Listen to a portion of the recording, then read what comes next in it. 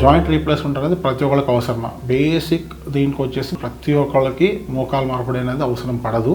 ఎవరికైతే మనం 10-15 నిమిషాలు నుంచుంటానికి, 10-15 నిమిషాలు నడుస్తానికి, కొన్ని నెలలుగా నేను ఎక్సర్సైజ్ చేస్తున్నాను, మందులు పడుతున్నాను, అయినా కూడా మార్పు రావట్లేదు, ఫిజియోథెరపీ కానీ మెడికేషన్ కానీ ఇవన్నీ ట్రై చేశాను, అయినా సరే నాకు ఏం డిఫరెన్స్ లేదు అనే వాళ్ళల్లో, ప్లస్ ఎక్స్రేల్లో కూడా మనకి 4వ దశ గ్రేడ్ 4 ఆస్టియోఆర్థరైటిస్ ఉంది, పూర్తిగా అరిగిపోయింది అనే స్టేజ్లో ఇప్పుడు ఇక్కడ చూసారంటే మనకి ఇదంతా పూర్తిగా అరిగిపోయినట్టు తెలుస్తుంది, ప్లస్ వంపు వచ్చి ఉంటుంది.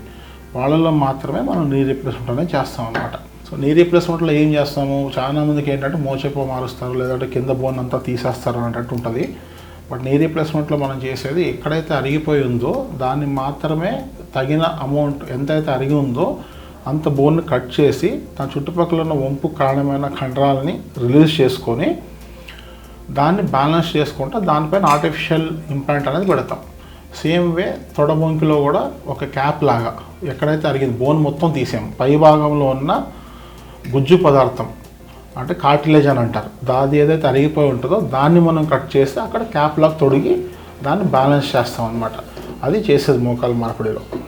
ఈ మోకాలు మార్పిడి చేసే దాంట్లో చాలామంది అడిగే డౌట్ ఏంటంటే రోబోటిక్స్ అనేది చేసుకోవాలా లేదంటే నార్మల్కి వెళ్ళాలా అనేది కామన్గా అడిగేటువంటి క్వశ్చన్.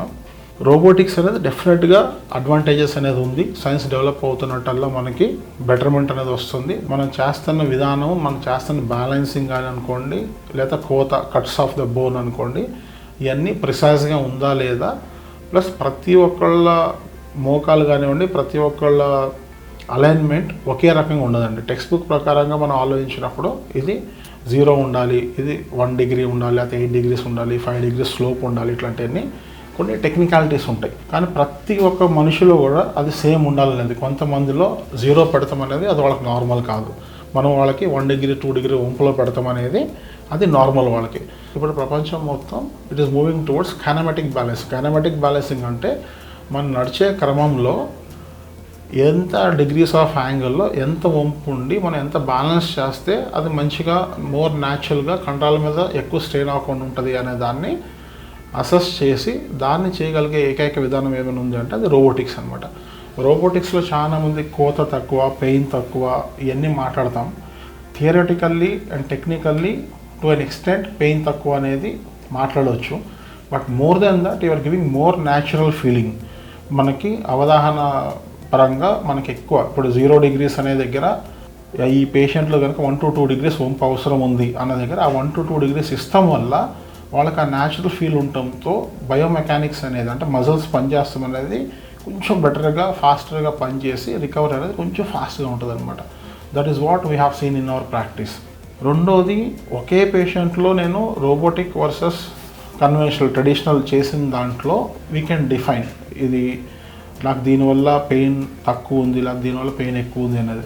బట్ మోస్ట్ కామన్లీ మన ప్రాక్టీస్లో రోబోటిక్ చేయించుకునే వాళ్ళు కన్వెన్షనల్ చేయించుకోరు, కన్వెన్షనల్ చేయించుకునే రోబోటిక్ చేయించుకోరు. కాబట్టి పెయిన్ స్కోర్ని 2 సిస్టమ్స్లో ఒక దాంట్లో ఎక్కువ ఒక దాంట్లో తక్కువ అని చెప్పేదానికన్నా రేంజ్ ఆఫ్ మూమెంట్ అంటే మూమెంట్ ఏమైతే ఉంటుందో దాన్ని పెంచడం కోసం, లేకపోతే మోర్ న్యాచురల్ ఫీలింగ్ ఇష్టం కోసం డెఫినెట్గా రోబోటిక్స్ అనేది మనకు హెల్ప్ చేస్తుంది. ఎవరికి ఖచ్చితంగా చేస్తారు మీరు రోబోటిక్స్ అని కొంతమంది కూడా, అంటే వీళ్ళకి చేయాల్సిందే, వేరే ఆప్షన్ వీళ్ళకి కన్వెన్షనల్ చేయలేము అనేది ఎక్కడంటే మనకి ఇంతవరకు ఆల్రెడీ ఒక ఫ్రాక్చర్ లాంటిది అయ్యి మన బోన్ లోపల ఆల్రెడీ ఒక ప్లేటో లేదా ఒక రాడ్ లాంటిది పెట్టారన్నప్పుడు అది తీయకుండా చేసే ఒక విధానానికి మన రోబోటిక్స్ డెఫినెట్గా హెల్ప్ చేస్తుంది.